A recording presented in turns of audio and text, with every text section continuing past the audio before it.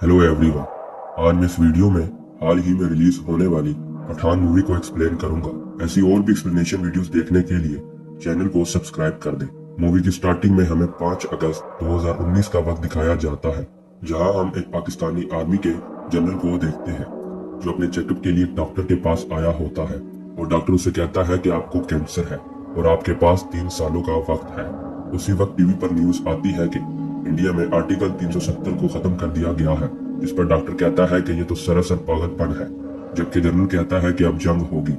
जिसके बाद जनरल एक टेररिस्ट ऑर्गेनाइजेशन आउटफिट एक्स के लीडर जिम को कॉल करता है। ये ऑर्गेनाइजेशन पैसों के लिए कुछ भी करती है। जनरल जिम को कहता है कि मुझे इंडिया में तबाही चाहिए, जिस पर जिम कहता है कि आपका काम हो जाएगा लेकिन कुछ टाइम लगेगा। फिर हम 3 साल के बाद का वक्त देखते हैं, जहाँ अफ्रीका में काफी लोग इलीगल वेपन्स खरीद रहे हैं। वही एक बंदा एक मिसाइल खरीदने आया है जो कि जिम का ही आदमी है, लेकिन वहाँ एक बंदा डीलर के पास आता है और उसे कहता है कि एक बंदा उन्हें ढूंढता हुआ जहाँ आप पहुंचा है, लेकिन वो कहता है कि उसको वीआईपी ट्रीटमेंट दिया जा रहा है। फिर हम देखते हैं कि एक आदमी को बुरी तरह से मार रहे हैं, लेकिन वही जिम के आदमी को पता चलता है कि ये कोई और नहीं पठान है। इसे देख के वो बहुत हैरान होता है क्योंकि जिम ने उसको मरवा दिया था, लेकिन पठान उन सारों को मारता है और चॉपर के साथ बंदे को ले जाता है। फिर हमें न्यू दिल्ली का सीन दिखाया जाता है, जहां हम नंदिनी मैम को देखते हैं जो कि जोकर यूनिट को लीड करती है।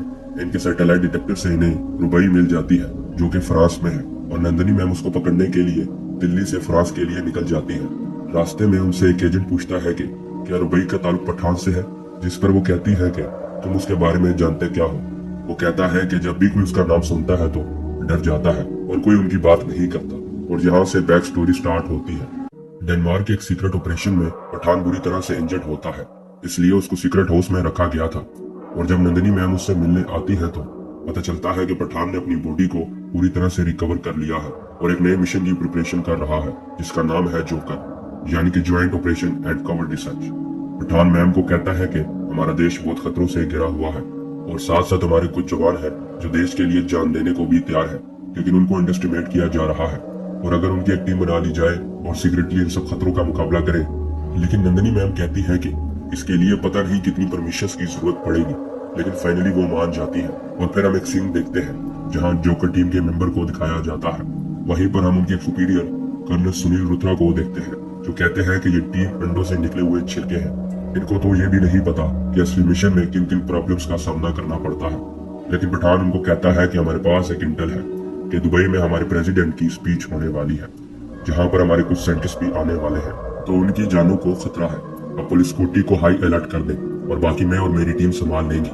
फिर हम देखते हैं कि प्रेसिडेंट को और साइंटिस्ट को अलग अलग रूट से लेकर जाया जा रहा है, जिन्होंने पहले एक साथ ही जाना था, और प्रेसिडेंट को बहुत सिक्योरिटी भी दी गई है। और वही पठान को शक होता है कि उस टेररिस्ट ऑर्गेनाइजेशन का मेन एम प्रेसिडेंट को नुकसान पहुंचाना नहीं था, बल्कि उन दोनों साइंटिस्ट को वहां से लेकर जाना है।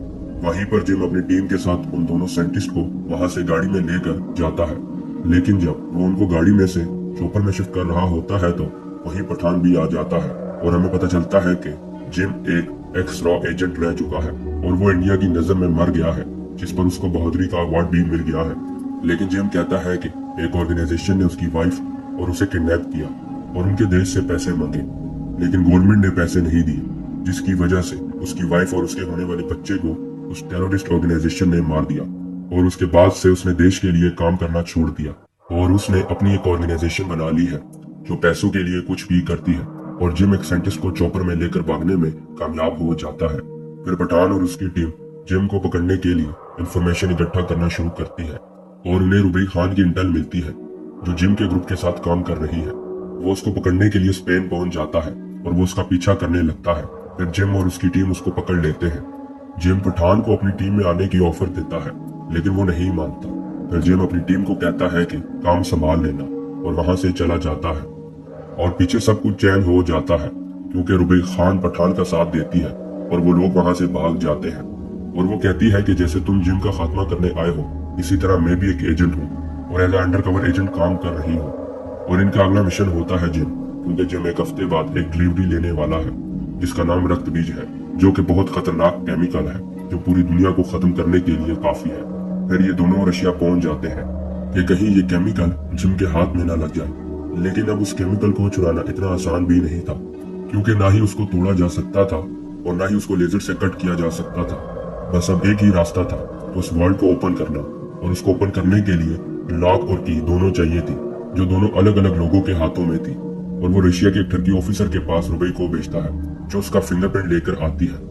और दूसरी कैरन मैम के घर पठान खुद जाता है और फिंगरप्रिंट लेकर आता है। फिंगरप्रिंट्स के बाद इनका टास्क था कि इनके ऑफिस में से लॉक और की को लाना और वॉल्ट तक लेकर जाना। लेकिन जब वो लोग उस की और लॉक को चोरी करेंगे तो उनके पास वॉल्ट से केमिकल चोरी करने के लिए टोटल 10 मिनट होंगे। फिर वो दिन आ जाता है और वो 2 पायलट्स की मदद से वो की और लॉक लेकर वॉल्ट ओपन कर लेते हैं और वो उस केमिकल रक्त बीज को ले लेते हैं। लेकिन यही रुबई उसको धोखा दे देती है। फिर हमें फ्लैशबैक दिखाया जाता है कि जिम ने खुद रुबई को ये करने को कहा था, क्योंकि वो केमिकल पठान की मदद के बगैर नहीं चुराया जा सकता था।